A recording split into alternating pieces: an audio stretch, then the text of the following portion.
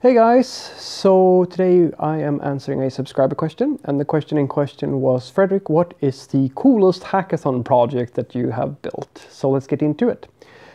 Well, let's start and first and foremost state what is a hackathon. If you haven't had a hackathon, it's something that the industry is, well, it's a trend in the industry. And basically what it is that you get a certain amount of time. It can be a day, a half a day, it can be 2 days, it can be some amount of time where you have a bunch of different projects that just the developers think up, and you may have some requirements that it can be anything, or it can be something that has to improve some aspect of the product or something that's going to benefit the company. A few of these requirements are usually in.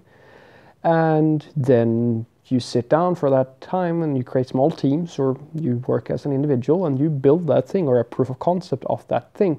And usually it goes something like this. If the company likes what you made, you get some extra allocated time to actually implement it, and it becomes a full-fledged feature. So this is, well, it's a very popular concept. And for me, I've had a few, I've been part of a few hackathons so far. I don't know if I have made anything that would be, well, how do you know if something is cool? I don't know about that one. Cool isn't really something I'm on speaking terms with, but I can give you the things that I myself have enjoyed the most that I built. So at my previous job, we had this issue where, all right, so we had a PHP backend, and we wanted to investigate how to create a server-side rendered React application. But in those days, way before most of you, depending on, of course, how long you've been doing this, but before React 4, version 14, and even before that, back in those days, server-side rendering and all that good stuff, it wasn't really as accessible as it is today. So what we did was to have a think about, right, we have this application where we have these different needs, because we had quite a few stakeholders for the project.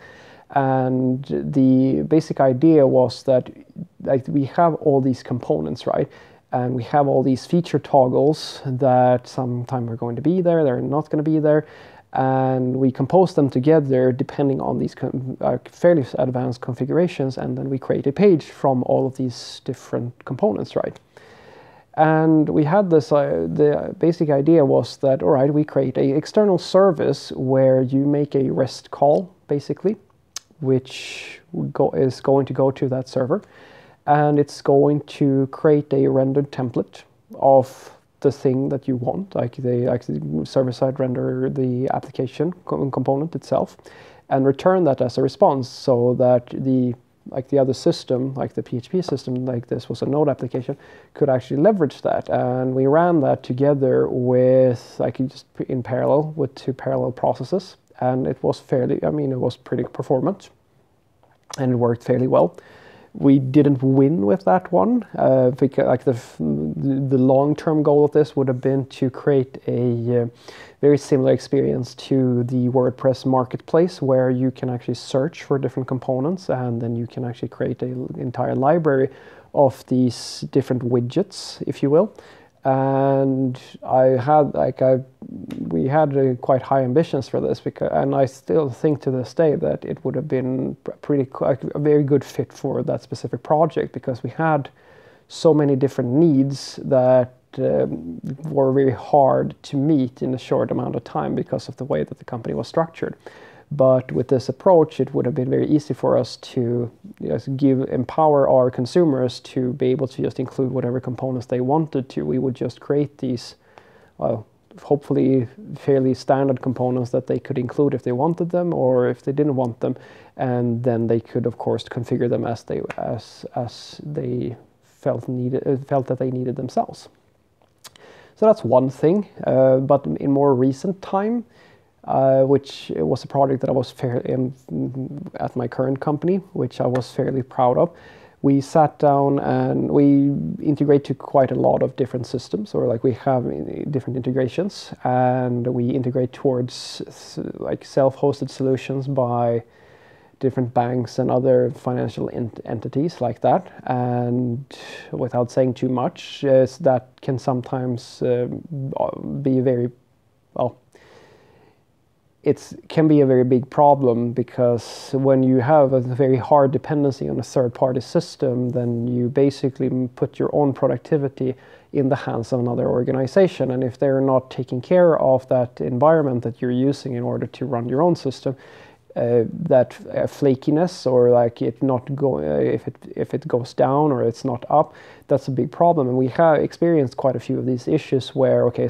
an environment would just go down for no reason, well, from our perspective, of course, and we would ask, like, can you look at this? And the feedback cycle could be very, very long, so it blocked us quite often from releasing. So in order for us to mitigate this problem, basically what we did was to create a test bubble where we identified all the external calls that we actually needed to make to the third-party system. And then basically what we did was to look at the models that, like, or the data that was going to come back from the system, and stop that off, so that we could actually spin up, or like you have a runtime toggle that allowed us to express that, all right, don't make these external network calls, just use this static data. The long-term goal of this would be to record the network transactions, like record the network calls, like the request and the response that we get from this third-party system, and store that in some type of database or a cache or something.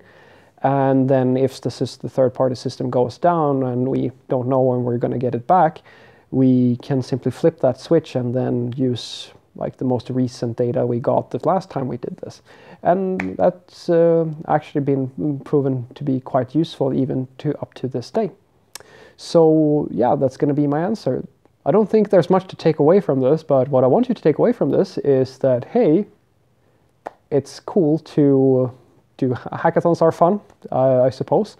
And me personally, I'm one of those people who, I mean, if I work on a hackathon, I mean, just for reference, the person who won the hackathon at my previous job just implemented a red light that would flip on whenever the build failed, or like the master pipeline failed, or a test went red.